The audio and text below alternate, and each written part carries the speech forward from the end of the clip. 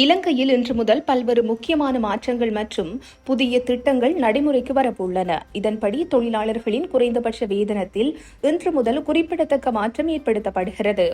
இலங்கையின் தேசிய குறைந்தபட்ச மாத வேதனம் 30,000 ரூபாவாக அதிகரிக்கப்படுகிறது.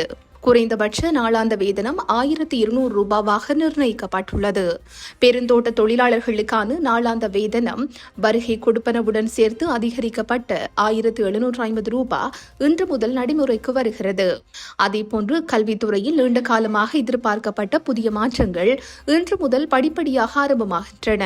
அதன்படி 2026ஆம் ஆண்டு முதல் தரம் 1 மற்றும் தரம் 6 மாணவர்களுக்கான புதிய பாடத்திட்டங்கள் அறிமுகப்படுத்தப்படுகின்றன.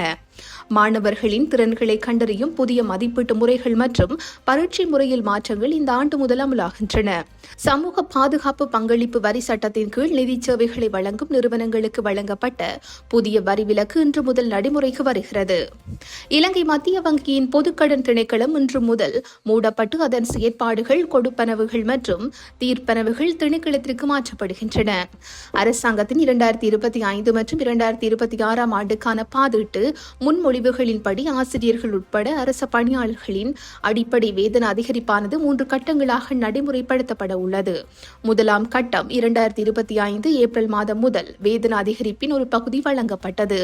எஞ்சியுள்ள அதிகரிப்பில் ஒரு பகுதி இன்று முதல் ஆசிரியர்களின் அடிப்படை வேதனத்தில் சேர்க்கப்பட உள்ளது.